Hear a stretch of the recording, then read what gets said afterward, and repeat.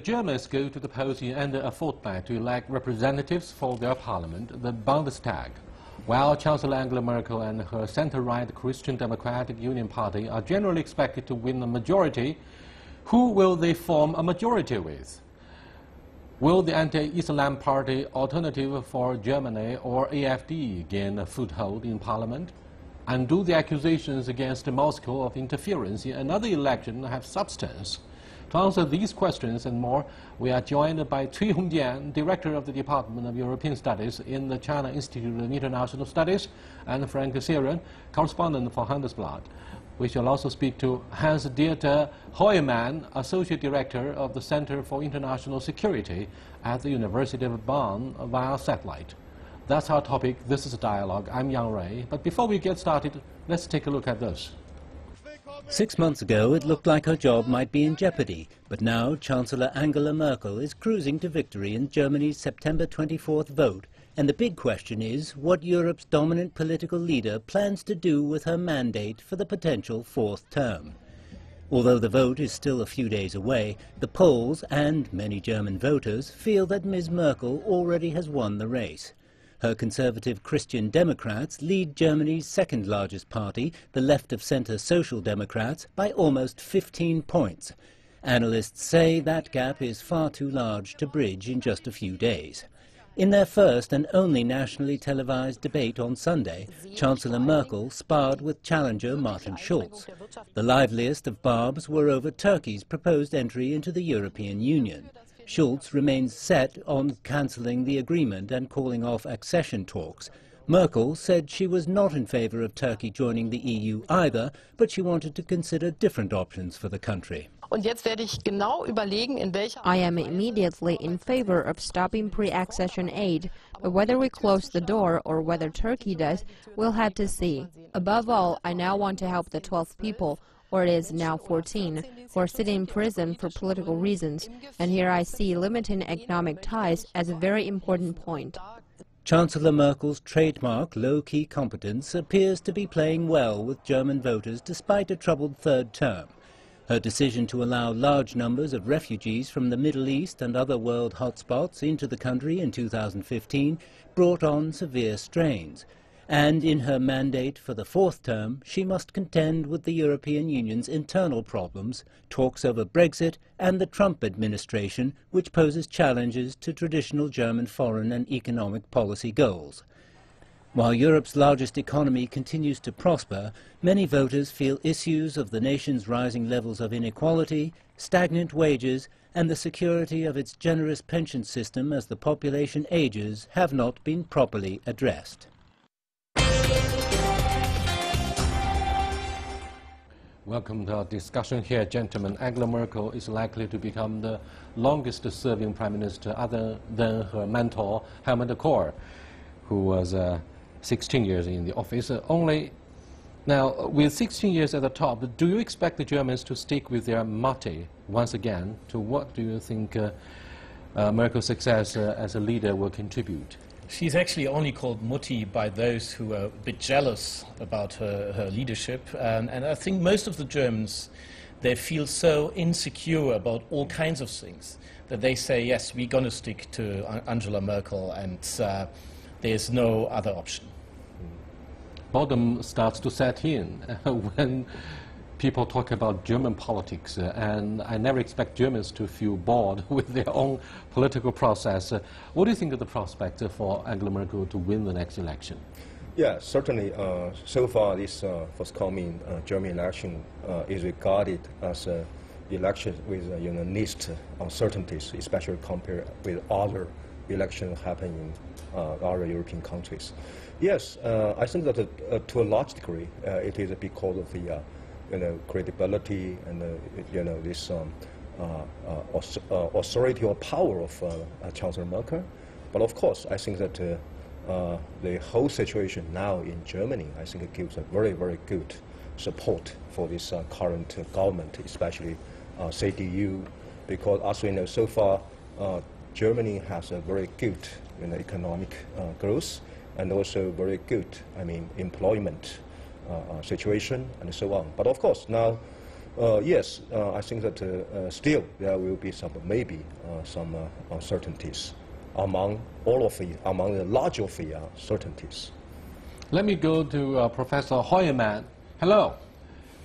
This election is said to be one of no surprises. Won't that be very boring for you? What are the most interesting points on the agenda of Angela Merkel and her party?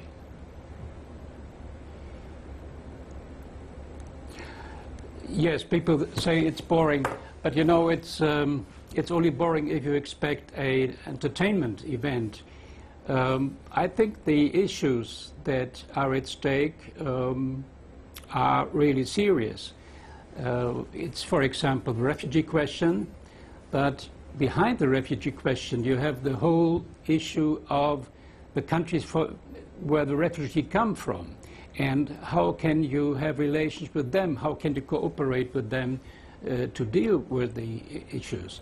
Another thing is yes, economy. Figures are very good. This is one of the reasons why the Chancellor Merkel and her party is very stable. But how can you make German export industry? You know, Germany is very dependent on exports, especially on exports of cars. How can you make car industry fit for the future? Another issue is Turkey. How can you shape relations with Turkey, which is a very important country? The same is true for our relations with Russia on the one hand and with the United States on the other. So the issues are serious. People want someone who is trusted, who is reliable. That's, for the voters, I think, right now the most important thing. But I'm afraid the German electorate is quite different from Americans because they seem to be more interested in issues outside their borders. Whilst the United States, I mean, President Trump puts America first. They always talk about domestic politics and economic performance. But all these topics I talked about, and Mr. Heumann talked about, it's all about Germany, all about the future of Germany. So Germany is very international. You are European, you are international. Yes, we are export nations. We will not succeed in Europe if we can't get along with France. We need to solve the problems with Russia because it's very important for our economy on the long run. It's kind of our neighbor. So all these international, so-called international problems are at the end problems which are dealing with the future of Germany. So from our German guests' points, we can find out a very, very interesting change of the image or kind of identity of Germany in the last maybe decade. If we find out now more and more, you know, or gradually, Germany and Chancellor Merkel, they are regarded themselves as a representative of Europe, not only on behalf of the German people. And also that's also the reason why Donald Trump, you know, took Germany out as a target to criticize on the issue of trade deficit or some other. So I think it would be. I don't think it's a bad thing for Germany to have more and more European identity. But it's not easy. Yes, that's but the problem in future perhaps is how could you take all of the responsibilities of the European Union, of other members of the European Union, on the shoulder of the German. And I personally, I would prefer that a chancellor would have to leave, like in China or in America, after 2 terms, because then there would be fresh blood coming into politics. But I can't change the political constitution, and if I can't change it, then I would rather say. Right now, we are better off if we have someone who's reliable. And now, Frank seems to have made a very interesting point about the appeal of Angela Merkel. Now, Professor Heumann, is it true that it's not because Angela Merkel, the Chancellor herself, is very strong, but that her political rivals are too weak? Is that the very interesting point to follow during this political season of Germany? I mean, there's one rival, which Mr. Schulz, I don't think he's weak, but he has several disadvantages. First, his party was in the government all the time as a junior partner. Obviously, this is not a very good condition for being successful. Second, he came in from outside. This was seen by the Social Democrats as an advantage because they could say he has nothing to do with the failures we had or with the performance, and he could do some new things. But obviously, as it was said earlier, Germans like to rely on someone, and I have the age to remember a campaign in the 60s or 70s when the slogan of the Christian Democrats was no experiment, so I agree. But let me just come back to Europe. This is extremely important, and you remember what the Chancellor, she said two very important things some month ago. First, the background was Donald Trump and U.S. foreign policy. She said times have passed when we could rely on someone, on partners. And the second sentence, even more important, we have to take our destiny in our own hands. And she was, of course, referring to Europe. And now you had elections in France. You have two countries, strong countries, that can lead Europe in a certain direction. And Europe will be strong because it will move at different speeds.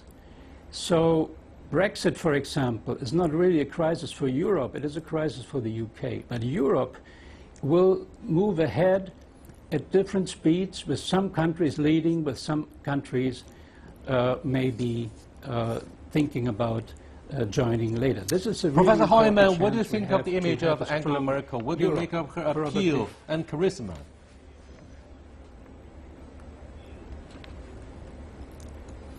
I think this is a very important point, because Merkel is a leader who is not driven by ideology. And I'm personally, as a German, it makes me happy that we have leaders that are not driven by ideologies anymore. She is pragmatic, and I think this is what the people like. And you cannot say that she's not giving a direction. On Europe, she's giving a direction, and also on the United States, because there is a very important question with the new President Trump. Well, thank you very much, Frank. It seems for most of the Chinese who follow the German politics, your media is hopelessly ideological and ideologically driven when it comes to China. So China has always been singled out on the issue of human rights.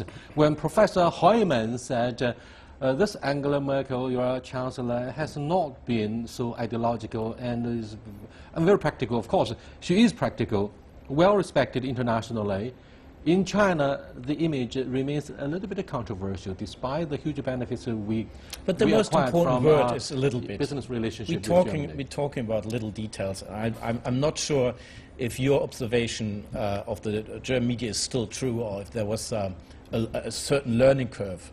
I would say, from my perspective, living here in China, Merkel is well trusted. And she's very reliable, and who I ever talk to, they're saying the only one in Europe we can talk to, we can trust, is Angela Merkel. So if there are some disadvantages, then we would have to say every human being has disadvantages and has ups and downs. But generally speaking, and probably you would agree, Angela Merkel is quite well trusted in China. But I'm afraid the experience that Mr. Xi Jinping had at the Frankfurt Book Fair was a bit, controversial, because he had obviously been lectured by German politicians one after another at the opening ceremony on the issue of human rights, and therefore the Chinese audience seemed to have been persuaded by the idea that Germans were a bit rude to the Chinese guests, because we were the guest country at the Frankfurt Book Fair. What do you think of the crusade against China in those years? I'm not talking about the present-day Germany. Yeah, I think that I agree with that Chancellor Merkel is trusted in China as possible, because she is one of the leader from Western countries paid a visit in China for most of the times. She did have, I think, a good reputation in China and a good image. But Now I have to remind that we have to, recognize that Chancellor Merkel herself has, a record of on this human rights issue. I mean, some problem with China, and now, especially recent years, I have to say that from Chancellor Merkel, from German government, we find out more and more, maybe bad messages about that. Not only because of more and more, just like if we go back to the point I had previously, we can find that that's a problem for German government to have an identity problem. I see because it in a totally different way. Yeah, to some degree, I think it would be in the interest of Germany to try to have a kind of more pragmatic policy with China. But at the same time, a kind of identity problem. I mean that at the same time, Germany want to take a leading role in European Union. So Chancellor Merkel and her government, has to take care of the different concerns from different member states, and to some degree, especially after Mr. Donald Trump's election in the United States, just like Mr. Obama said that Chancellor Merkel and Germany will become the last safeguard of the so-called Western value. So I think it gives maybe more encouragement to Chancellor Merkel to something to talk about the human rights issue with China. But concerning China, I have a totally different impression. My impression is that China and Germany, that Chancellor Merkel and her Chinese counterparts are getting better and better along on discussions about differences. They find a way to discuss the differences without having big fights, without having big public debates. Frank, is that because of the Brexit, UK's decision to leave continental Europe, or President Trump's decision to withdraw from TTIP and to criticize Germany? Well, with that, we come to the end of the first part of our program. You are watching Dialogue with Frank Serum, Cui Hongjian, and Hans-Dieter Heuermann. We are discussing the political season in Germany or parliamentary elections. Stay with us, we'll be right back. Welcome back. Frank, so what do you make of the relationship with Russia? Let's talk first about the relationship of China. We talked before the break. Of course, that's why we brought you here. Yes, that's actually quite interesting. First of all, I would say it's a part of all these geopolitical developments. It's a better understanding. You learn to understand each other. The Germans learn to understand the Chinese better, and vice versa. That's a progress within the Merkel government and before. You can really observe. But now, with the new geopolitical circumstances, for sure China becomes more important, and it becomes more attractive to work on, together with China, for example, on the free trade issue. That's for clear. But I would not say it's only... But in terms of power politics, do you think China has never before been so close to the center stage of world politics? Or do you think, that's an issue of self-inflation on the side of the Chinese observers? No, I would say you're totally right in this point. You're totally right. China is becoming more and more important, and that's a good thing. I want a multipolarian world order where you have different powers and they're competing with each other, and they have to discuss problems and solve them. Very simple. Right. Major power rivalry cannot be easily solved when one is rising so fast and the other tends to give a second thought about their world leadership, like the presidency of Donald Trump. But Hongjian, China has been the beneficiary of German technology, and Germany is perhaps the only Western industrial nation that agrees to export high-tech products and even technologies. But they are also concerned with possible violations of IPR, or intellectual property rights. In this regard, do you think China has made a remarkable progress, or we are more likely to cause controversies and debates? Yes, indeed. On this issue, I mean, it's yes, still there are some problems or differences between China and Germany on this technology transfer and also IPR issue. But I do believe that China, I mean, is sincerely to do something, to have some more cooperation with Germany. If we look at the history of IPR in China, we can find that even at the very beginning, China got a lot of assistance from Germany to build up its IPR institution and the system. But of course, so far, also because of different stage we do have. I mean, Chinese development and German development. So we need to take care of very natural difference between two sides. But now I think that from German side, it should a little bit more impatient on this different stage. Patient or impatient? Impatience, because also so far. You mentioned the free trade issue. Yeah, it's a good issue for China, Germany. We can have same concern. We can have a common targets. But now the question from German side is more and more gradually, German side try to take another flag, which means reciprocity. So now for China, Germany, and for China, most of the European countries, we need to take care of any kind of protectionism in the name of reciprocity. With regard to the issue of protectionism, let me go back to Professor Heumann for his comments on the status of a market economy that China has waited for so long. Do you think with less pressure from the United States during the presidency of Donald Trump, arms embargo is likely to be lifted and the market economic status will be granted to China? Getting back for a second on German-Chinese relations, in my view, they're very good. Human rights is not a part of ideology in our view. They're very good, and they're very important because we are in a crucial moment, in a moment where free trade and our definition of globalization is put in some doubt. In this respect, it already was revealed that German-Chinese relations are very important.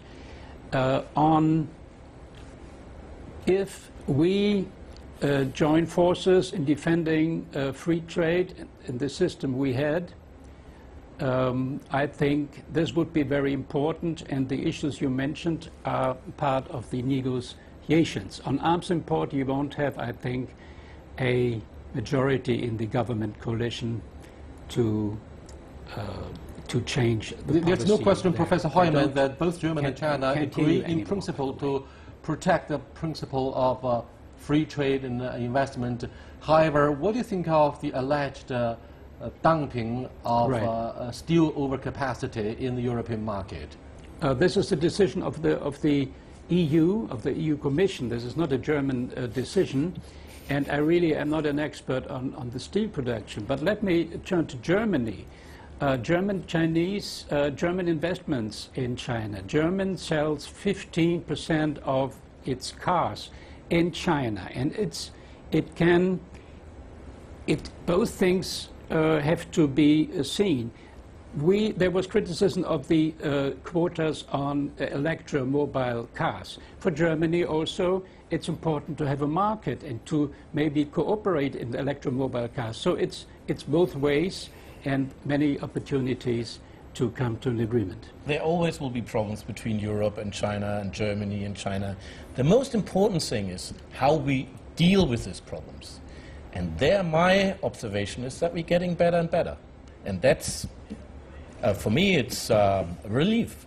We got a strong feeling that the Germans and Europeans, unlike Americans, tend not to use the big stick and adopt a confrontational approach in fixing some of the issues. They prefer to sit down and talk. Yes. But the United States always use threat, coercive threat, to have punitive tariffs or other kinds of trade protectionism. If you have this opinion, if you have this point of view, then stick with the Europeans.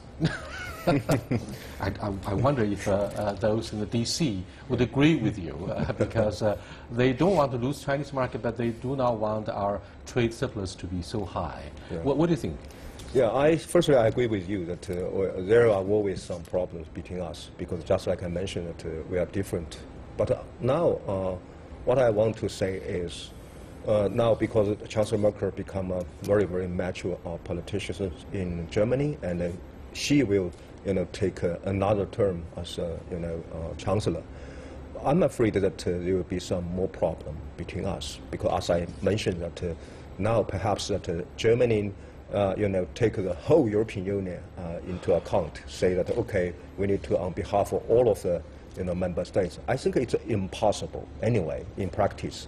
So I think that's why we need to we need to hope that Chancellor Merkel will go back to a kind of a more pragmatic policy to China. That's also the successful achievement. Gentlemen, with only 1 minute to go, yes. I know it's a difficult job, but what do you think of the prospective membership of Turkey to be accepted by the European Union? Is it a difficult decision, or there's no future for Ankara to be accepted? Turkey is there, it's important, and we need to find a way to deal with it. That's for sure. But President Erdogan's patience is wearing thin very quickly. But we still... President Erdogan's patience is wearing thin very quickly. He's losing his patience. He's going east. What do you think of, say, the issue of immigration and asylum seekers if Turkey continues to be rejected by Germany and the European Union? Yeah, in my city, there is not any impossible for Turkey to be part of the European Union, not only because of the current refugee or some other political difference between two sides, I mean between Turkey and the other member states of the European Union. And in long term, I think that the very, very basic problem for Turkey and the European Union is a kind of so-called value and also religions. So I don't think there will be any possibility for this how to say Turkey become a part of Europe. Thank you so much. For us, the #1 issue concerning the future of Germany politically is whether Berlin will be featured more prominently as the absolute European leader compared with the Japanese, which refused to apologize genuinely for one reason or another on the issue of history. Germany is, of course, a very shining example in this regard. I'll see you next time. Goodbye.